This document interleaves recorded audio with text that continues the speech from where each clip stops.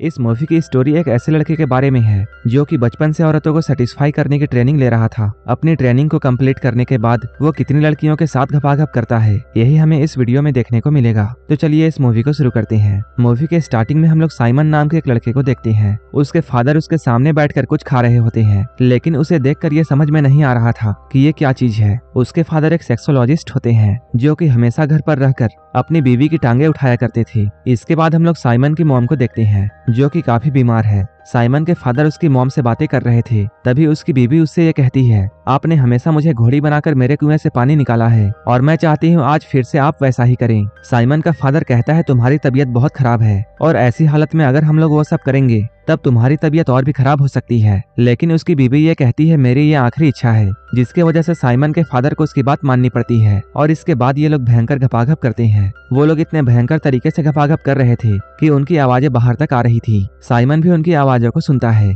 और वो दरवाजे से उन्हें देखने लगता है। साइमन का फादर अपनी बीवी को ऐसा पेलता है कि उसके पानी के साथ साथ आत्मा भी निकल जाती है। अब साइमन की मॉम की डेथ हो चुकी थी। इसके बाद उसका फादर बाहर आता है और वो साइमन को उसकी मॉम के पास लेकर जाता है। यहाँ वो अपने बेटे को कामा सूत्र की बहुत सारी बुक्स दिखाता है और वो कहता है, अब मैं तुम्हें औरतों को सेटिस्फाई करने की ट्रेनिंग दूंगा, कल सुबह से ही तुम्हारी ट्रेनिंग शुरू होगी। साइमन का फादर उसे सारी टेक्निक्स सिखाता है, यहाँ तक कि वो उसके औजार को बड़ा करने की तरकीब भी बताता है। साइमन ने बहुत सालों की ट्रेनिंग की थी और अब साइमन बड़ा हो चुका था। तभी उसके पिता यहाँ आकर उसे ये समझाते हैं, अगर किसी का पहला घपाघप अच्छा नहीं जाता है तब उसकी पूरी जिंदगी बर्बाद हो जाती है। इसलिए उसका फादर उसे किसी के साथ भी इंटीमेट होने की परमिशन नहीं देता था। लेकिन साइमन कंट्रोल नहीं कर पा रहा था, इसलिए एक दिन वो अपनी नौकरानी को ही पकड़ लेता है। लेकिन तभी साइमन का फादर यहाँ आ जाता है और वो कहते हैं, जब तक मैं ना कहूँ तब तक तुम ये सब नहीं करोगे। ये सुनकर साइमन काफी उदास हो जाता है। कुछ दिनों के बाद सू नाम की एक लड़की साइमन के घर में रहने के लिए आती है। उसके फादर साइमन को ये बताते हैं, सू उनकी दोस्त की बेटी है, उनके घर में काफी प्रॉब्लम्स चल रही हैं, इसलिए सू कुछ दिन यहीं पर रहेगी।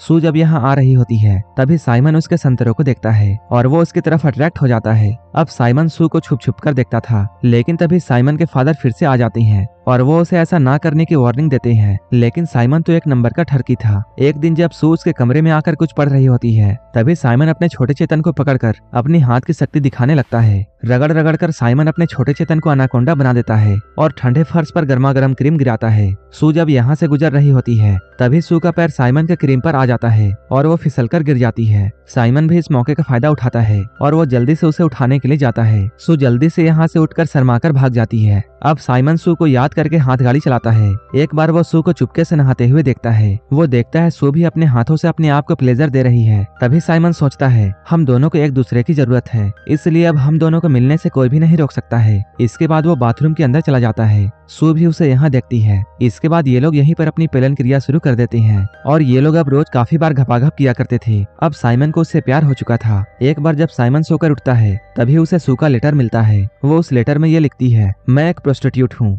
और तुम्हारे फादर ने मुझे तुम्हारे साथ रहने के लिए पैसे दिए थे ताकि मैं तुम्हारे ट्रेनिंग को चेक कर सकूं और अब मैं यहाँ से जा रही हूँ। इस लेटर को पढ़ने के बाद साइमन काफी ज्यादा उदास हो जाता है। तभी साइमन के फादर यहाँ आकर उसे समझाते हैं। वो कहते हैं, तुम्हें लड़कियों के पीछे नहीं भागना चाहिए क्योंकि तुम्हें अपनी जिंदगी में बहुत बड़े काम करने हैं। इसके बाद साइमन के फादर उसे एक सफर में भेजते हैं और वो कहते हैं, अगर तुम्हें इस सफर में कोई पसंद आती है तब तुम उसे अपने जीवन साथी बना सकते हो। इसके बाद साइमन अपने एक चेले को लेकर बाहर की दुनिया देखने के लिए चला जाता है। अपने सफर में चलते हुए जब ये लोग एक पहाड़ को पार कर रहे होते हैं तभी ये लोग थककर वहीं पर सो जाते हैं। अगली सुबह वहीं पर से एक नन का ग्रुप गुजर रहा होता है। तभी उनमें से जोई नाम की एक नन की नजर उन पर पड़ती है और वो लोग उन्हें उठाकर अपने आश्रम में ले आते हैं। यहाँ उन्हें लाकर उनका इलाज किया जाता है। इन सभी का मास्टर नन्स को यह बताता है, तुम्हें उन दोनों लड़कों से दूर रहना है। लेकिन जोई अब साइमन की तरफ अट्रैक्ट हो चुकी थी। इसके बाद वो एक दिन सारे नन्स को एक रूम में बंद करके साइमन को देखने के लिए जाती है। साइमन यहाँ पर सोया हुआ होता है। तभी जोई उसके हथियार से खेलती है। अचानक उसके औजार से पिचकारी निकलती है जो कि जाकर सीधे जोई के चेहरे पर लगती है। जोई ने ऐसा पहली बार देखा था क्योंकि जोई को बचपन में ही यहाँ लाया गया था। जोई ने पहली बार ऐसा कुछ देखा था, इसलिए वो बहुत डर जाती है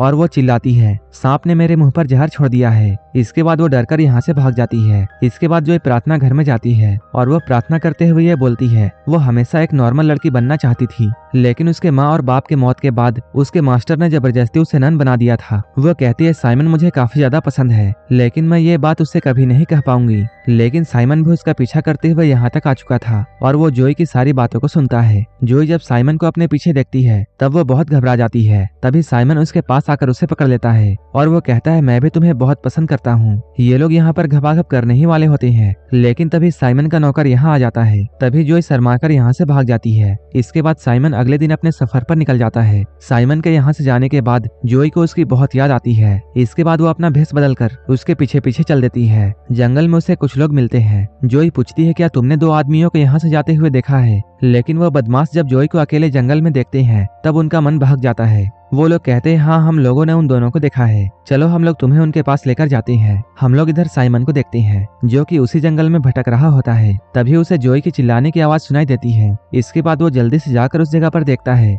जहाँ से चिल्लाने की आवाज आ रही थी। तभी वो यहाँ जोई को पाता है जिसके साथ 3 बदमाश जबरदस्ती कर रहे होते हैं। यहाँ आकर साइमन इन तीनों को मारता है। इसके बाद जोई साइमन के गले लग जाती है और वो उससे कहती है मैं तुमसे बहुत प्यार करती हूँ। साइमन कहता है मैं भी तुमसे बहुत प्यार करता हूँ। इसके बाद ये लोग यहीं पर इंटीमेट होते हैं। कुछ दिनों के बाद साइमन को यह खबर मिलती है कि उसके पिता की तबीयत बहुत खराब है, इसलिए वो जोई को लेकर अपने पिता से मिलने के लिए जाता है। वो अपने पिता के पास जाकर ये बताता है जोई एक बड़े खानदान से है और हम लोग जल्द ही शादी करने वाले हैं। उसके फादर उसकी बातों को मान लेते हैं। इसके बाद इन दोनों की शादी होती है। आज इन दोनों का सुहागरात होता है। तभी साइमन का फादर उसके पास आकर उसे घोड़े की पावर वाली दवाई देता है। उस दवाई को खाने के बाद साइमन का छोटा चेतन अनाकोंडा बन जाता है। इसके बाद ये दोनों सुबह तक पेलन क्रिया में लगे रहते हैं। साइमन के फादर की मौत हो जाती है और सारी जिम्मेदारी अब साइमन पर आ चुकी थी। साइमन एक बार अपने नौकर के साथ अपने दोस्त के घर में गया होता है। तभी नौकरानी यहाँ उनके पीने के लिए कुछ लेकर आती है। उस नौकरानी को देखकर राजा उसकी तरफ अट्रैक्ट हो जाता है। तभी राजा की बीवी यहाँ आती है और वो उस नौकरानी को एक जोरदार थप्पड़ मारती है, क्योंकि उस नौकरानी की वजह से राजा का ध्यान अपनी बीवी से हट गया था। जब साइमन झील के किनारे बैठा हुआ था तभी साइमन को वही नौकरानी दिखती है जो कि यहाँ पर रो रही होती है। जब साइमन उससे रोने की वजह पूछता है तब वो कहती है आज उसकी मालकिन ने उसे खाने के लिए कुछ भी नहीं दिया है। साइमन को यह सुनकर बहुत बुरा लगता है, इसलिए वो उसे खाना खिलाता है। वो उससे कहता है अगर तुम चाहो तो मेरे साथ मेरे घर पर रह सकती हो और वहाँ तुम्हें कोई परेशान नहीं करेगा। वो नौकरानी साइमन को हाँ कह देती है। साइमन उससे कहता है मैं जल्द ही तुम्हें लेने के लिए वापस आऊंगा। इसके बाद साइमन यहाँ से चला जाता है। अब साइमन अपने चेले के साथ एक ठुकाई केंद्र में जाता है। वहाँ उसे अपने दोस्त की बीवी मिलती है जो कि यहाँ की मालकिन थी। वो दिन में राजा की पत्नी की तरह रहती थी, लेकिन जैसे ही रात होती थी वो यहाँ अपना कारोबार संभालने आ जाती थी। वो यहाँ साइमन को यह बताती है हमारे ठुकाई केंद्र में एक दिन में बस एक ही बुकिंग होती है और आज की बुकिंग तुम्हारे चेले को मिल चुकी है, इसलिए आज तुम्हारा कुछ भी नहीं हो सकता है और तुम कल आना। इसके बाद साइमन उदास होकर यहाँ से जाने लगता है। तभी रास्ते में जाते हुए उसे एक आदमी मिलता है। उस आदमी से बात करते हुए साइमन ठुकाई के अंदर में जो भी कुछ हुआ उसके बारे में उस आदमी को बताता है, लेकिन तभी अचानक कुछ आदमी यहाँ आकर साइमन पर हमला कर देते हैं। साइमन ने बहुत सालों से ट्रेनिंग किया था, इसलिए वो इन सभी आदमियों को मार देता है,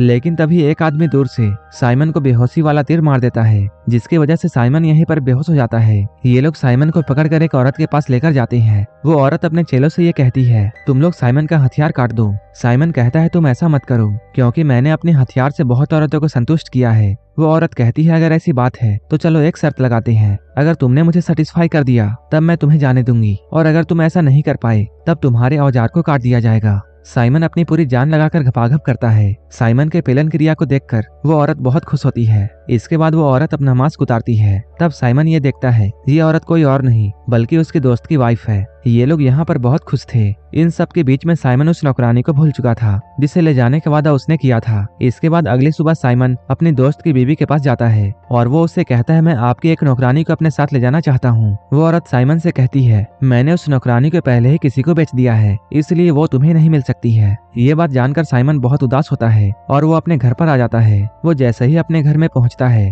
तभी उसे जोई की आवाजें सुनाई देती है जो कि किसी के साथ गपागप करने में बिजी थी। वो जब झांक कर देखता है तब वो पाता है जोई किसी लड़की के साथ इंटीमेट हो रही है। साइमन सोचता है उसने काफी दिनों से अपनी बीवी के साथ गपागप नहीं किया है, जिसकी वजह से उसकी बीवी किसी लड़की के साथ इंटीमेट हो रही है। इसके बाद साइमन अंदर जाकर उन दोनों को ज्वाइन करता है और ये तीनों मिलकर खूब एंजॉय करते हैं। इसके कुछ दिन बाद जब साइमन मार्केट जाता है तब वहाँ उसे वही नौकरानी मिलती है, लेकिन वो उसे अच्छे से पहचान नहीं पाता है क्योंकि आज वो अलग कपड़ों में बहुत ब्यूटीफुल लग रही थी। साइमन उसे देखकर उसकी तरफ और भी अट्रैक्ट हो जाता है। तभी यहाँ पर उस नौकरानी का पति आता है। तब साइमन को यह पता चलता है है ये तो एक शादीशुदा औरत है। साइमन उदास होकर अपने घर में आता है और इन सारी बातों को अपनी एक नौकरानी को बताता है। वो नौकरानी कहती है मेरी भी एक बेटी है जो कि देखने में काफी खूबसूरत है, अगर आप कहेंगे तब मैं उसे तैयार कर ले आऊंगी। साइमन ये बात सुनकर जल्दी से हाँ कहता है। वो नौकरानी जब अपनी बेटी को बुलाती है तब साइमन देखता है वही नौकरानी है जिसे साइमन बहुत पसंद करता है। उस नौकरानी को अपने सामने देखकर साइमन इतना ज्यादा एक्साइटेड हो जाता है कि वो उसके माँ के सामने ही उसके साथ गपागप कार्यक्रम शुरू कर देता है। जब ये लोग ये सब कर रहे होते हैं तभी वो नौकरानी कहती है उसका पति उसका घर में वेट कर रहा होगा, अगर वो घर लेट से पहुंचेगी तब उसका पति शक करेगा, इसलिए अभी मुझे जाना होगा। तुम रात में मुझसे मिलने के लिए आना जब मेरा पति सो रहा होगा। इसके बाद साइमन रात में उससे मिलने के लिए जाता है और वो नौकरानी अपने सोए हुए पति के सामने ही साइमन के साथ काम क्रिया शुरू कर देती है। अब वो नौकरानी अपने पति को रास्ते से हटाना चाहती थी, इसलिए वो अपने पति को जहरीला खाना खिलाती है। उस खाने को खाने के बाद उसका पति मर जाता है और अब साइमन को रोकने वाला कोई नहीं था। इसके बाद साइमन उस नौकरानी से शादी कर लेता है। अब साइमन के पास 2 बीवियां थी और वो इन दोनों के साथ बड़े मजे से गपागप किया करता था। वो दोनों पत्नियों के साथ किस तरह कामासूत्र की ट्रेनिंग को आगे बढ़ाता है ये हम इसके दूसरे पार्ट में देखेंगे। अगर आपको ये मूवी अच्छी लगी हो तब एक लाइक जरूर कर देना और ऐसे ही वीडियोस के लिए मेरे चैनल को जरूर सब्सक्राइब कर लेना। तो मिलते हैं हमारे नेक्स्ट वीडियो में।